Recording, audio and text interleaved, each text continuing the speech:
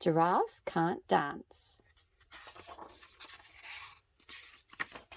Giraffes can't dance.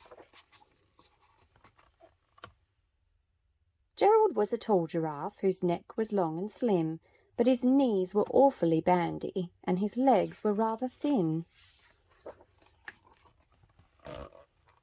He was very good at standing still and munching shoots off trees, but when he tried to run around, he buckled at the knees.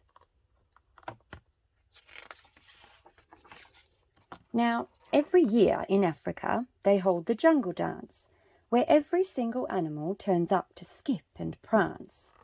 And this year, when the day arrived, poor Gerald felt so sad, because when it came to dancing, he was really very bad. The warthogs started waltzing and the rhinos rock and rolled. The lions danced a tango which was elegant and bold. The chimps all did a cha-cha with a very Latin feel, and 8 baboons then teamed up for a splendid Scottish reel. Gerald swallowed bravely as he walked towards the floor, but the lions saw him coming, and they soon began to roar. "Hey, look at clumsy Gerald!" The animals all laughed. "Giraffes can't dance, you silly fool! Oh, Gerald, don't be daft!" Gerald simply froze up. He was rooted to the spot. "They're right," he thought. "I'm useless. Oh, I feel like such a clot." So he crept off from the dance floor and he started walking home. He'd never felt so sad before, so sad and so alone. Then he found a little clearing and he looked up at the sky. "The moon can be so beautiful," he whispered with a sigh.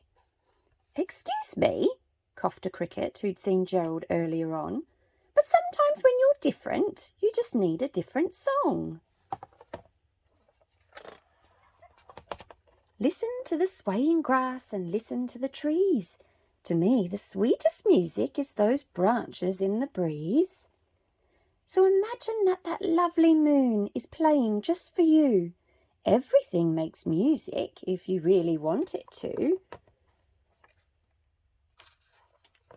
With that, the cricket smiled and picked up his violin. Then Gerald felt his body do the most amazing thing. His hooves had started shuffling, making circles on the ground. His neck was gently swaying, and his tail was swishing round.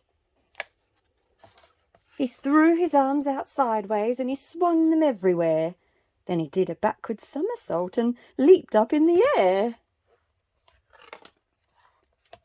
Gerald felt so wonderful. His mouth was open wide. "I am dancing.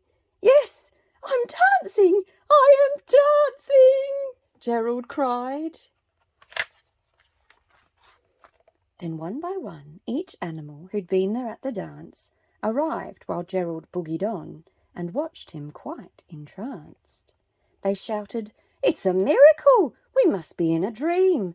Gerald's the best dancer that we've ever seen." "How is it you can dance like that? Please, Gerald, tell us how." But Gerald simply twizzled round and finished with a bow. Then he raised his head and looked up at the moon and stars above. "We all can dance," he said, "when we find music that we love."